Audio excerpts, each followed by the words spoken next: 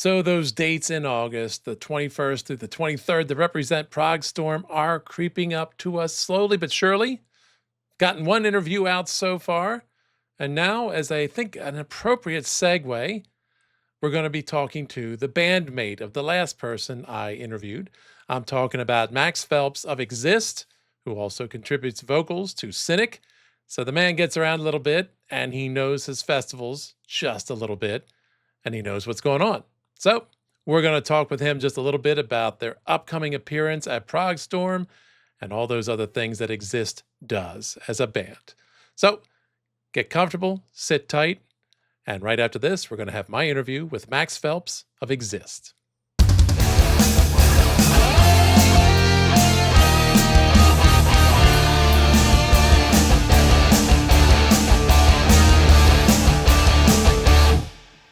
Max, thank you so much for joining me on Bleeding Edge. Appreciate your time coming in, talking about ProgStorm, talking about Exist. Big stuff going on for the summer, big stuff going on elsewhere, maybe. Welcome to the show. Thank you for having me. Absolutely. So let's see here. You guys are going to be taking the stage at ProgStorm on Saturday, 22nd, midway through the proceedings, midway through the event. Yes. And what, you're surrounded with Carbomb, Ancients, and Abstract Illusion, who had a really big year last year too. I'm curious, what are your thoughts going into this festival? How many festivals have you done before, and you know, how does it feel? With Exist, how many festivals? I guess maybe only one other one technically. I'm trying to. I guess there's been like little shows on tours shows on tours where they combine a package and kind of call it a festival. You know, right. We did a really cool one called Glacial Mutilation Fest last year. Yeah, I love that name. Vancouver. Yeah. So that might be it. Yeah, I gotta think back. But yeah, no, we're really excited about it. I mean, you know, we love Carbomb, love Ancients. I've known those guys for a while too, and Desiderium's playing the same day as us, so that'll be really, really cool. And then the day before, I'll be there. Jake and I will be there the day before because of Cynic. We'll be doing kind of like double duty with Cynic. So yeah, no, it's awesome. We're really excited and grateful to be a part of it. Yeah, awesome. I from getting ready for these interviews, which actually you're the second one so far, your friend Paul Masvidal beat you to it last night. But finding out more and more about, you know, Montreal and understanding they're a bit of a mecca for technical and extreme metal and all that, which I had no idea. You know, you think the Canadians are all so calm and polite, but then again, I know it's Quebec, so sometimes there's a little bit more of an edge to them, I guess. But yeah, how excited is it to be coming to a city with that kind of pedigree? That'll be awesome. Yeah. It's funny you say that because like I was noticing, there is this tech scene from there, and you have all these kind of French Canadian death metal and tech death bands. Like obviously there's Gorguts, Beyond Creation, First Fragment, you know, Augury. Like there's a bunch, there's a ton. Martyr, you know, like Martyr's really underrated. But yeah, I mean, there's so many, there's so much from there. And it's funny because I was thinking about that last year. We played with Death to All in Montreal, and I do feel like the shows there are like bigger than most of the markets in North America. Like it feels like it's always just like one of the bigger shows of the tour. Yeah. So I don't know population wise if that's, I don't know what's Montreal's population. Oh, you're ahead of me if you know it. Let's look it up. To the Google. So it's like 1.8 in the actual city. So that's not, you know, that's a big city, but it's not like Chicago or Toronto or something like that. But it is always like one of the bigger shows, I think. So I guess, I don't know. They're just a really, really metal place. Yeah. Who knew? I'm just finding this out myself. Didn't even hear about it last year, but So it's an interesting lineup that day too. Again, the bands we've named and all that stuff, and there are all these different styles and textures and things like that. When it comes to planning out your set list in the midst of all these shifting tones and styles versus just doing it on your own, does that change up how you approach the project? Um, do you mean when you say just doing it on our own, like, do you mean like playing a festival with a bunch of bands versus what we would do Yeah, for like an Exist headliner? Or right. not really, I don't think, because I think generally with Exist right now, we do focus on, like, Exist has some softer moments, not as much on our last album, but I guess we've been pretty dynamic, and I do feel like these days, like, we are more focused on like playing the heavier stuff live. I think just because it's more fun, and it's more fun to try to elicit a little bit of a reaction out of people. So not terribly, I think, and I think also it's like we want to always put our best foot forward. We're playing 40 minutes for this. I feel like in most cases, Exist isn't like some big headlining band usually, so we're usually playing 30 or 40 minutes anyway. So no, I think we'll pretty much treat it the same and just Yeah. try to pummel everything. Well, it's true. I can imagine it's a show or a festival with a ton of energy, and Mhm. Lord only knows how many injuries in the mosh pit throughout the course of a whole weekend worth of it. But Yeah, I don't yeah, know. Hopefully, things get wild, I'm sure. hopefully none. God willing. Yeah. Yeah, hopefully Um, they go as crazy as possible, but they don't hurt each other. yeah, I saw somebody pass along a little, I won't call it a meme, but a little brief video clip in the Gojira mosh pit, and it's a guy kind of banging his head and then picking up trash and putting it in the bag. That's funny. That's especially for them. That's kind of like it's a Yeah. thing of theirs, yeah. Anyway, I'll come back from my little tangent there. So it's interesting. You said, as you mentioned, you're kind of doing double duty hmm because you're playing the Just night before the just set. vocals for me for Yeah, just Cynic. So vocal. so You're doing that. Jake, who's playing Oh, drums, he's got he's doing all the work because doing all. yeah. It counts. Mhm. But does that create a little, is there a little bit of friendly competition there between, doing that double duty and trying to, like, hey, I'm doing it with this one, but now let's do it with this one. Is my more, it's like, is there any kind of competition that goes on between you or maybe among the other bands and things like that? Do you feel like everybody's trying to see if they can up the energy a little bit more and show off a little bit? Mm, not I don't think so. I mean, like, Yeah. I try to just do the same thing regardless. I try to do the best I can uh every show. So I think but if you're talking like between bands, I don't Yeah. I like there's nothing I would do differently if it was Right. one or the other, if that makes sense. Like, I would try to go full throttle as much as possible. And you're always like every tour I prepare for, I'm always trying to play things better. And if it's something that where it's material that I've played a lot, then I'm trying to focus on the things that I still think could be better. If it's new material that or new to me, it doesn't mean the material itself is new, but maybe it's just songs I haven't played live a bunch. Then the goal is kind of always the same, which is if it's you're either learning it or you're relearning it, and hopefully trying to zoom in the microscope more. So no, not really, I don't think. Yeah, I can imagine whatever's going on. Pardon me. There's a bit of that professional obligation, I guess one feels to say, you know what, doesn't matter who I'm playing for at a given moment. I'm going to bring the best I can bring, even if I might be feeling ever so slightly competitive. Nah, not. I don't know if. I mean, I guess like exists because it's lesser known. Like, yeah. There's always like a. I feel like there's a need to. It always feels like we're like trying to prove ourselves, I guess, in Yeah, some capacity. But then the flip side of that is like with those other bands, it's like, with Cynic or Death to All. Well, there's a standard for those things because and there's already this built-in audience, and so it feels like. you know, those bands are really sacred to a lot of people. So I feel like that ups that in a different way, you know, Right. where you never want to fall short of that. You know, I've usually had like pretty big shoes to fill with those things. So, no, I don't know. Just try to make everything as good as possible, you know? Yeah.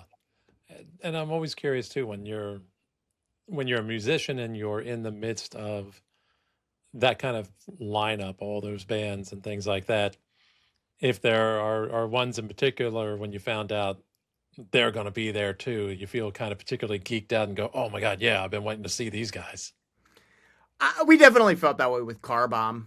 Yeah, Yeah. for sure. Yeah. I mean, I've seen Carbomb. I saw Carbomb very, very long ago. Like I saw them. Oh man, I think they were opening for Gojira in, I want to say it was like probably 2007 or something like that. And you know, and that was before Gojira was nearly as big as they are now. You know, it was at this little club that we would play all the time, and yeah, so that was the last time I've followed them since then, but I that was the last time I saw Carbomb, and since since these last few releases when they've kind of been back around and they've been on some of these bigger tours, yeah, I haven't seen any of those. So yeah, I'm definitely excited to see that. Cool. I know for myself, just like last year with the lineup, Hmm. this year with the lineup, they are still pulling names out that I don't know. Oh, sure. So it's like, oh, wait a minute. Okay, so who's this? And so at some point, I go, I got to listen to these guys a little bit and find out what's going on and hear about them.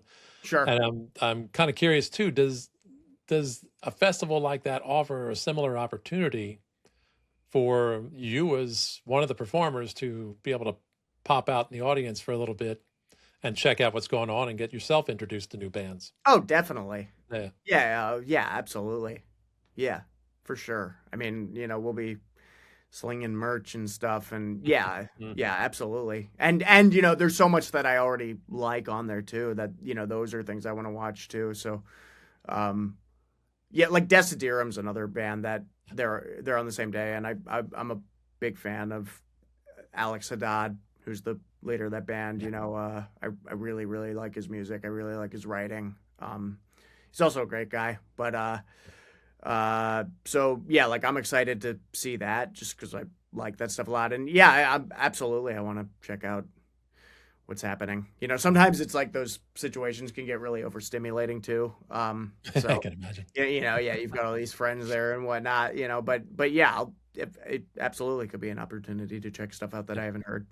So Imagine the worst case scenario is you really get into a performance and all of a sudden go, shit, we're on in 2 minutes. I gotta get out of here, get up back on stage. yeah, maybe. Yeah, I can possibly. only imagine. Yeah. I'm sure somebody somewhere puts a hook out. Where's Max? Get Max. He's in the Nah, we'll audience. be pretty. We're we'll, He's in the mosh pit. Oh my God. nah, we will. We usually know when we usually like we're all trying to like warm up at least a little bit before the show usually. Yeah, But sure. Fair enough. I know. I have this vision of rock and rollers, and I've never played myself, so Lord knows, like well, I this can make is up like stories in my head. nerd rock and rollers. Everybody's probably pretty responsible. Yeah, there you go. Yeah. All right, so now shifting the focus a little bit from the festival, talking about Exist. Hmm. Um, I'm curious because you guys have undergone, much like a lot of bands do, your own little evolution and things like that. Hmm. And like you take a look at something like Hijacking the Zeitgeist, and it seemed like you were focusing a bit more on concise songwriting and Hmm. shifting things down, but still, still keeping that jazz influence and underneath all of it and stuff. I'm curious, your perspective, which is harder, to write a sprawling 10-minute epic Hmm. or to find a way to take all the ideas and put them into something a bit briefer? I think for me, the latter for sure. Yeah. Yeah, and that was kind of why we did it. It was kind of like, okay, it was kind of there was a little bit of a challenge element of like, um, can can we do that? And then it ended up like, yeah, of course. But it was one of those things where yeah, I think for me personally, it's a little easier because you have to force yourself to be more concise, Yeah. you know. Whereas like I think otherwise it's easy for me to get carried away with like themes and yeah, just chasing wherever things go Yeah. on your own terms. And you know, I'll sort of think about that music a lot when I'm like hiking or walking around. You know, it's just kind of like running through my head, so it's probably easy for me to get carried away. Yeah. Yeah. Fair enough. And I always think of Rush when I think of bands doing that because I know they Mhm. made a very conscious effort to do that in the 80s Yep, yep, after, after wandering and meandering all over in the late 70s with stuff. yeah, yeah, Was it the definitely. same motivation for you as for them? Just like, did we want to challenge ourselves and try and do this? Or was it a matter of you went, I feel like I'm really getting out of control with these songs? Um, I don't know if yeah, I think it's a little bit of whoa. I Uh-oh. think yeah, it's okay. This arm is like needs to be screwed in. I think it's a little bit of both. Yeah. Yeah, I think it's a little bit. It's also just like if I um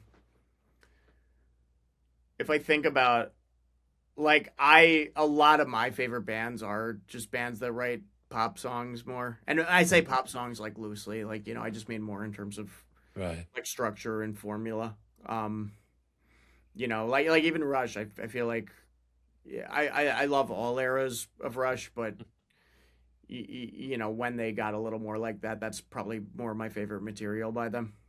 Um, so I don't know. And I'm not that principled about any of that either. Like I think you know the artists or the albums that I really like are they're not necessarily it's not like oh I like this better necessarily. It's you know but if I thought about a lot of my favorite artists, yeah, they do write more concise songs. You know, then there's the prog stuff as well. Um, yeah, I don't know. So yeah, I just kind of wanted to try it. Yeah. And another part of that evolution, I guess, is the way you change how you approach vocals and how you mix the harshes with the cleans and things like that. And does that does that just come out of the moment when you feel like, well, this piece of music needs this, or is it more conceptually oriented, would you say, on average, when you decide to do that? Or is it just kind of as the inspiration takes you? And I'm always curious what it's like to have to switch back and forth between those in one song, because I know for me, like if I'm just trying to even change, like, oh, I want to say something in a different language briefly, I got to take an extra pause and think about it. There's no way I'm doing it smoothly.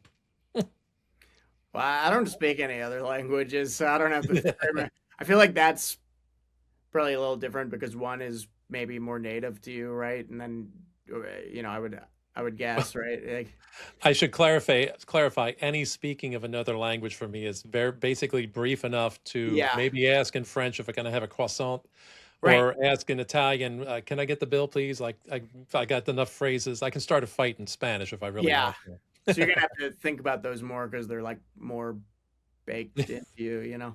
to. Um, which you can probably change, you know, if you know, if that's your Sure. prerogative or whatever. But yeah, I guess um, as far as like switching between the two of them, I practice it before. I mean, like when I'm recording, it's all one or the other, you know. Yeah. So that's a little different. You know, I wouldn't usually do them on the same day. Yeah. And then yeah, it's just a matter of like practicing and trying to get my voice in shape more for that stuff. And so I guess, and I think it does help that those sets are usually shorter. Like I don't, you know, if we get to the point where we're ever doing like 2 hour sets, like DTA, you know, maybe it'll get a little tougher. But I don't know. I just try to practice the parts Yeah. and I record myself, you know, once I'm in that mode where I'm practicing it, and I try to kind of get my voice strong enough to, and then I just try to figure out how to make those switches. There's definitely points where it's awkward for sure. Mhm. But you know, it gets less awkward, I guess, when I'm doing it more. If I kind of get to the, you know, the point where my voice is more in shape, which is why I try to practice that stuff before the tour, and you know, not just like when I get in the room with the guys. So and then I guess the first part of the question was about more about like what makes the decision of one or the other. Yeah. Yeah. Um, How's which type factor in compositionally? I'm curious. yeah. I don't know if there's like I mean I think it's just a gut feeling more than Yeah. anything. I do when writing, the vocals are not an afterthought at all. Like they are part of you know, like when I like if I'm writing like a part that has a vocal melody, the vocal melody is kind of the anchor of all that. So I'm thinking more like melody and harmony Yeah. with parts than I am just like riffs and then stacking things on there, you know. And so I kind of have this preconceived idea already of what's a screamed part, you know, and what's a clean part. We even go as far as like I'll transcribe out the vocal melodies in like guitar profiles, you know, when I'm Oh, sending everything to everybody. So I'm trying to make sure everybody knows what the vocal melodies sound yeah. like, because maybe that will influence the rhythm section in terms of what they do reaction wise to it. You know, I prefer when everybody really knows what those ideas are, because it is, I see them as synonymous. I don't see them as like separable. And then even with the screen parts, it's like I generally even have ideas of what the rhythms would be for those. I don't go as far as like to transcribe those parts usually, but it's I know in my head, like before I'm writing lyrics, pretty clearly what the rhythms, or at least the main motifs for the rhythms are. And then I'm usually like shaping lyrical ideas to all those things. Nice. So that kind of answers another part of the question too, is the compositional approach. Like how do you Mm, guys go about creating the music, and especially when you're talking about, guys that are coming from these diverse other bands as well, mm. and bring their own sensibilities and variations on the elements of the music to the table. Mhm. What's it like pulling all of that together? Um, hmm.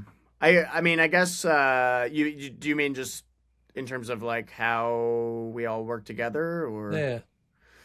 um I'd say it used to be a little harder, because I feel like I used to get really like married to stuff before I was even showing it to anybody, Mm. you know? And that's actually something, especially with hijacking the zeitgeist, and like we do have a new EP that's going to be coming out before this festival. Oh, cool. Um and you know, it's more in the vein of the hijacking stuff. But yeah, I mean, I guess that's something actually intentionally now I'm trying to leave a little more space for.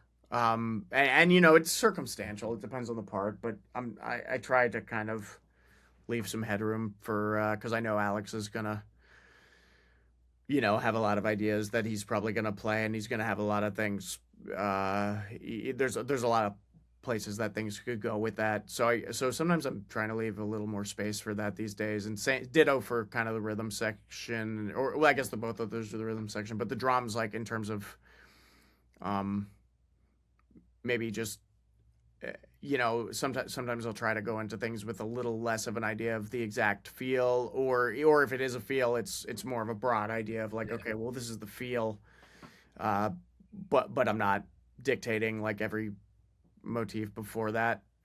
You know, I'm trying to leave a little more space with those things for reaction. And then with Charlie, the other guitarist, he also does a lot of the synth and soundscaping kind of stuff. So yeah, sometimes I'm trying to leave space for how he might approach that, or leave room for, okay, this needs something here, uh, but just leaving space for him to do that. Yeah. Ditto for like his guitar solos, and I mean, you know, those kind of answer themselves. But Yeah.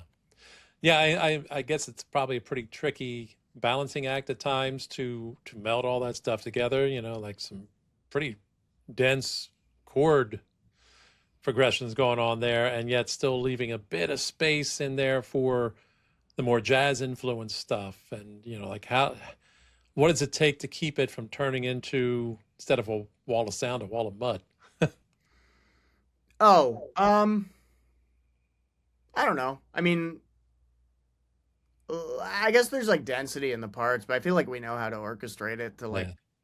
so that it works. And the melding of those things, I don't actually think is really that difficult. Like I think it kind of happens naturally, just Right. because of everything that we all play all these different styles of music, and so um, at a certain point, I feel like the genre, like styles are more based on just kind of these idioms, the meat of like what makes music function is it's not the same across genres, Mhm. but it's like the same rules basically. So I feel like if you have a good enough understanding of that, it's not really that part of it's not that it kind of happens on its own.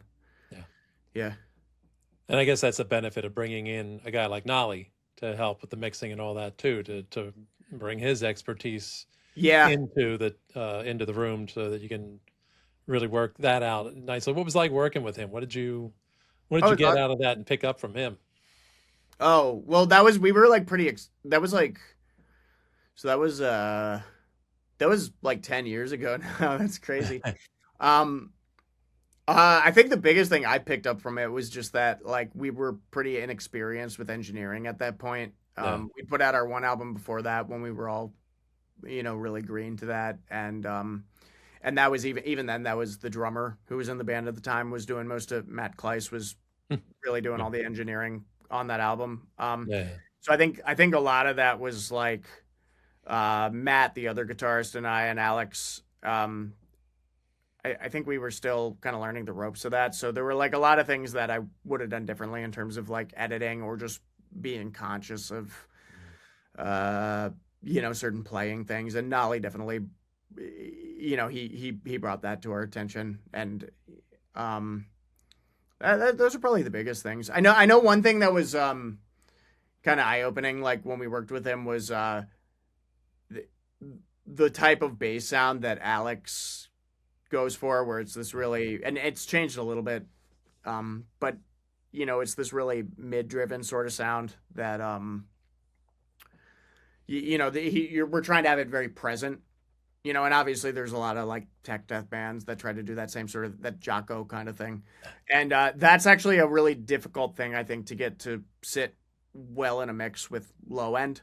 And Mm. so that was something that we had to kind of work through with Nolly, because it's not really his usual style, and I think we were just kind of like young and naive enough not even to like realize that going into it. But it was cool because we went back and forth on it for a pretty long time, just on the first song, "Take My Picture," and then we ended up finding something that even he was kind of. I remember he was kind of like. He had his reservations about it at first, and then once he kind of he found it, Yeah. he was like, "Oh, this is actually really cool," and I think that actually led to because I remember Sean Malone asking me about that after that, and I think that's kind of part of what led to them using him for the Traced in Air remix Right. was Sean really liked uh, what he got out of that.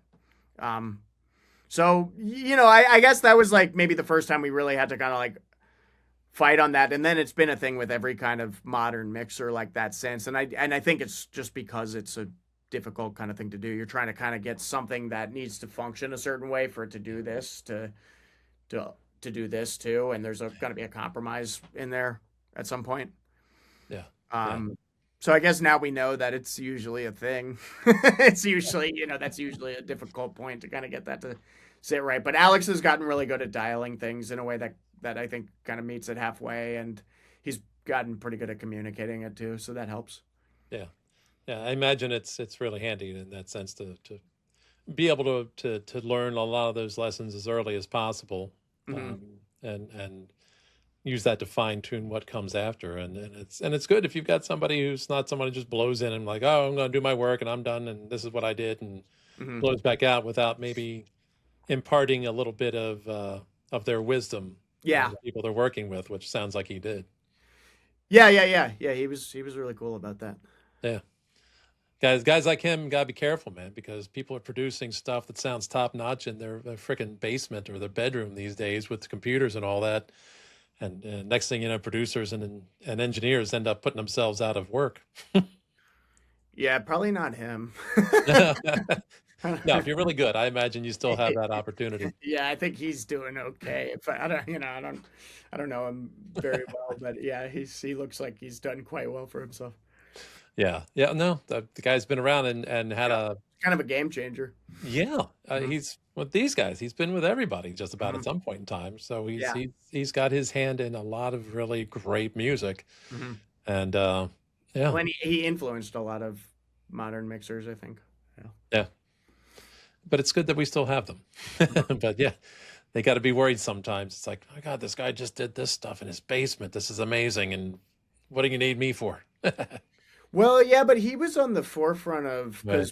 because I think Periphery was really like, they're from Maryland, and we kind of got to watch. We were a little younger than them, and Yeah, yeah. so we saw them and Animals as leaders playing like local show. I remember playing some shows opening for Periphery where there were only like 20 people there, and like, Wow. yeah, and Amazing. yeah, and I think that was part of what they did was those guys really were kind of on the forefront of home recording and sort of being one of those early bands where they were putting out these demos for a long time that sounded like they were really professionally mixed, but it was just because they figured out how to do that, and they were like on these forums with other guys in that movement kind of figuring out how to make things sound good while using very little. um so yeah, I mean, I guess maybe that's like Nollie's kind of from that. I think Yeah, I think he's kind of comes from this era where it was becoming more DIY. yeah.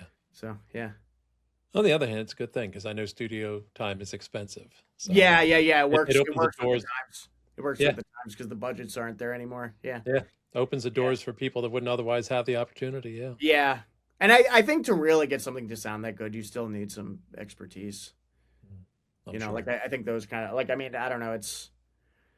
There's still a big difference between like I couldn't. I'm terrible with that stuff. I couldn't make anything sound nearly as good as any of Yeah, those guys. yeah. Takes a bit of training and learning, I guess. Yeah. Hmm.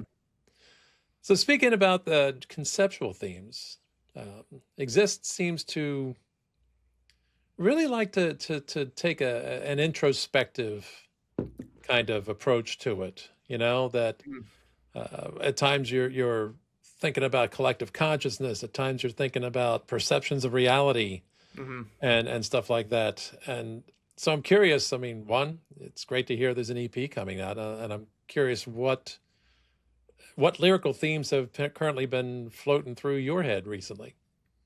Oh yeah. Um, like I'll just tell. I guess I'll just some. So the EP. I guess there's some talk of like AI, and I guess but it plays more into maybe like the idea of purpose, and what happens if your function is kind of stripped away. Yeah. Um, and I guess maybe maybe we get a little bit into the theme of what things kind of transcend that anyway. Because I know for me, like doing music and just like practicing guitar kind of goes beyond. I mean, I don't know how. I don't know if they're completely separable, but I think it goes a lot beyond the external part of it. Like the recognition for doing it. I think I just the core things that I really really love about it are just more the part where I'm like just sitting in my basement, kind of tinkering with something, um, or like making something better or discovering something that excites me. Um, so I guess there's like that's kind of a lyrical theme is just the whole that in contrast to like the sort of usefulness of people if that's a thing that's on the horizon. And then I don't know. There's a song that's kind of about a thought experiment. That's just something I used to think about when I was like little. It's just the idea of like being able to freeze time and uh, maybe the idea that you would I used to think like, oh, that'd be so awesome if I could do that because I've got all this stuff I want to do and there's not enough time in the day, but it's realistically if you could do that you would just freeze it the whole time and then you'd get really afraid of using time. So and then there's one song that's just kind of a narrative um, about a guy that I know who had a really wild night. So yeah, I've been kind of into stuff more like that lately, where it's Yeah. like you take something that's or something that's like uneventful or seems uneventful, but you kind of like draw meaning from it, and I think that's like a fun thing to do with lyrics, like kind of maybe even more than like the existential stuff, just because I think at a certain point it's like you get a little older and you're like, oh, I don't think my opinions are like that profound or interesting. Hey, you never know. But no, it's fun to change it up a little bit, mess around and try different approaches, different Yeah. modes of thinking and everything. So, again, it's sounds like you talking about both compositionally and lyrically challenging yourself to push out of the comfort zone and the routines that you've done before, try new paths. You just try to keep it interesting, try to Yeah. interest yourself. Yeah. Is that the danger? If you're not careful, you get bored. Um, no, I don't know. Maybe if you're like, I think you get bored if you're like too afraid to, if you get like, if you allow things to become like too formulaic because you think it like should be a certain way, Yeah. that's probably the danger. Yeah.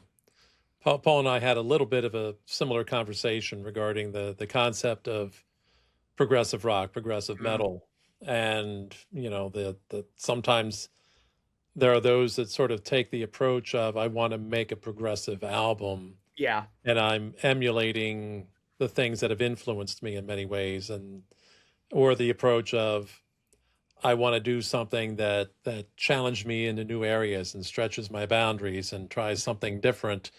And oh, wow, how about that? I just turned out to have made something kind of progressive. Yeah. Yeah. I mean, I think yeah, I'd rather not be like thinking of it. Mm, It's like I think a lot in practice, and then when it comes to like writing and like creating, I want to just like turn my brain off and chase, just whatever excites me. I want to feel the way about a song that I'm writing. I want to feel like I'm discovering like a new artist that I like, or when you find an album that you really fall in love with, and like it's usually something that you can't quantify. You're just like, there's something different about it that keeps drawing you back. That's how I want to feel about this stuff that we're making. well, Yeah, okay, very cool. yeah, To me, as a listener, that sounds very promising because if it's going to be something that grows in a different direction, I don't know. That's always what well, makes maybe me it is feel and maybe happy. it isn't, Yeah, but I don't. Yeah, I think I'd rather not quantify it even like that. yeah, It's and it's hard not to sometimes, but I don't know. I think that's like the ideology. yeah. So when is this new work due out? Do you have a date set yet, or at least a I general timeline? Yeah, it's looking like it's gonna be like right before the festival. Okay, We're so gonna start rolling songs out before that. It's pretty short, but yeah, yeah, we'll start rolling stuff out in like beginning of July. awesome. Yeah, Mm. so something for the fans to look forward to rev themselves up in time for the show in Montreal. Yeah, Yeah. yeah, I think we're gonna play a little bit of it too. So Oh, see, folks, buy your tickets. If you haven't gotten them yet, buy your tickets. You've just yeah, gotten promised the opportunity to get a preview live of new music from the band. yeah, That's awesome. Well, Max, this has been great chatting with you, man. I appreciate your time. I appreciate you coming on and sharing your insights. It sounds like there's a lot to look forward to for the fans of Exist. There's a lot to look forward to and check out for those that don't already know the band. Mm. And some awesome shows coming up in Montreal. Yeah. We're very excited to be part of it. So thanks for having me. Thanks for talking to me, and I guess I'll see you there. We'll see. It's a bit of a See, hike. maybe. Okay.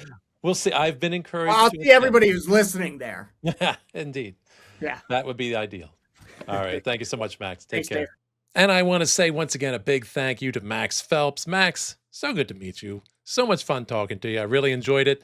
I wish you and the rest of Exist a great weekend at ProgStorm and a great time with everything else you are doing. Best of luck to you and the band. Hoping for the best for you. Meanwhile, those of you watching, thank you so much for joining us. Appreciate it very much. Thank you for your interest. If you want to get tickets for ProgStorm, there is a link in the description below, or plain and simple, use your own fingers, type progstorm.com and head right over there and pick up your tickets before they sell out. We've got more interviews coming up, going to highlight more of the performers at this wonderful festival. So be tuned for that. More stuff coming up with the Prog Council very soon, and a smattering of other things I'll be doing. So if you enjoyed this and you've checked out some of my other stuff and you enjoy that as well, please hit the like button. And if you like multiple things, gee, dude, just subscribe. Why don't you? Subscribe, join along, follow along on my proggy adventures throughout the rest of the year. If you want to take a moment and check out the links in the description, there's also one for the Bleeding Edge shop. Check out some of the merch, or hell, buy me a coffee if it floats your boat. If whatever blows your skirt up is good with me, however you can support the channel is very much appreciated. So until next time, I'll just tell you the usual. Hang loose, never fear to deviate from the norm, and as always, keep it prog.